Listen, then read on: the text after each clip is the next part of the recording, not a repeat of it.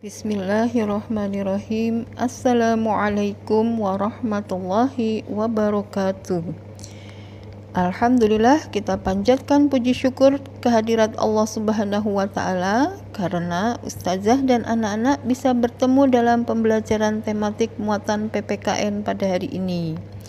Semoga anak-anak sehat dan selalu dalam lindungan Allah. Amin. Pada hari ini merupakan pertemuan kedua ya kita belajar PPKN. Anak-anak akan belajar mengenai pentingnya mengetahui makna bagian pada Garuda Pancasila dan menerapkan sikap sesuai makna bagian-bagian pada Garuda Pancasila. Baiklah anak solih-solihah, kita awali pembelajaran PPKN dengan membaca basmalah bersama-sama. Bismillahirrahmanirrahim. Tujuan pembelajaran hari ini adalah yang pertama, setelah menyimak video, anak-anak dapat mengetahui pentingnya makna bagian pada Garuda Pancasila. Dan yang kedua, anak-anak dapat menerapkan sikap sesuai makna bagian-bagian pada Garuda Pancasila. Anak-anak, ada yang ingat lambang negara Indonesia itu apa? Alhamdulillah, semuanya masih ingat ya? Pintar. Betul, jawabannya adalah Garuda Pancasila. Jadi, lambang negara Indonesia adalah Garuda Pancasila. Sekarang ada pertanyaan lagi dari Ustazah. Ada yang pernah lihat lambang negara Indonesia yaitu Garuda Pancasila? Di mana lihatnya?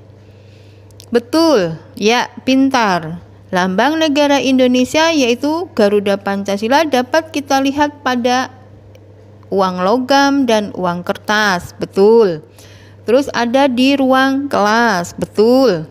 Di ruang kantor pemerintahan. Ya, pintar. Dan seragam pegawai pemerintahan ya. Betul.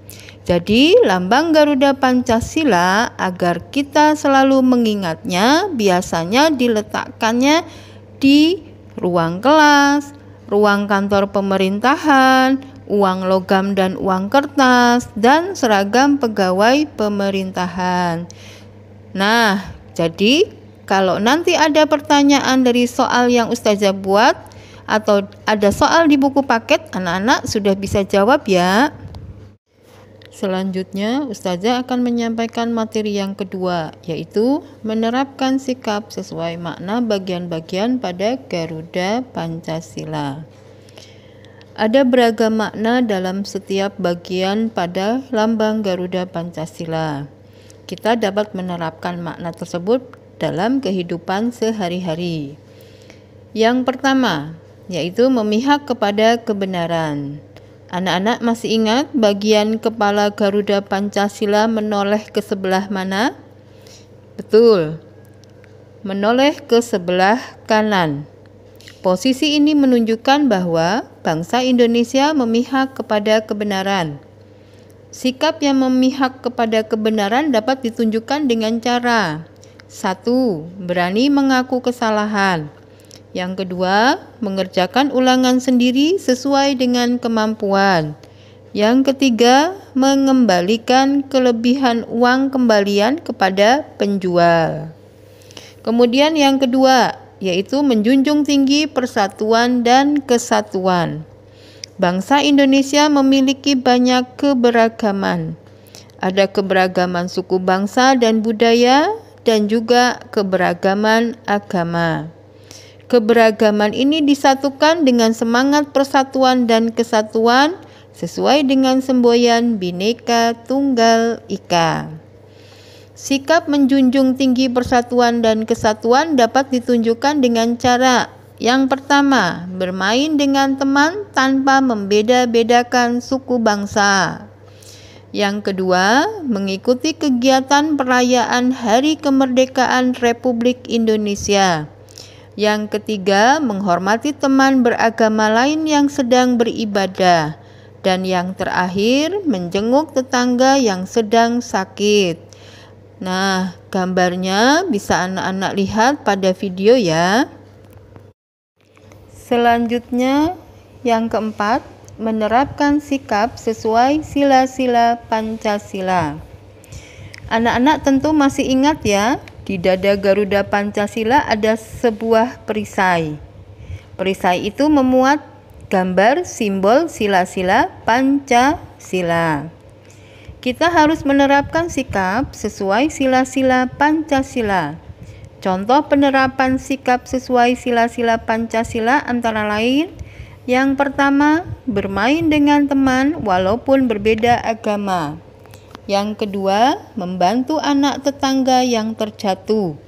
Yang ketiga, membersihkan rumah bersama-sama. Yang keempat, memilih ketua kelas melalui musyawarah. Dan pemilihan ketua kelas melalui musyawarah merupakan contoh pengamalan Pancasila, yaitu sila keempat. Kemudian selanjutnya, memuji teman yang mendapat nilai bagus. Menerapkan sikap-sikap seperti contoh di atas memberi banyak manfaat.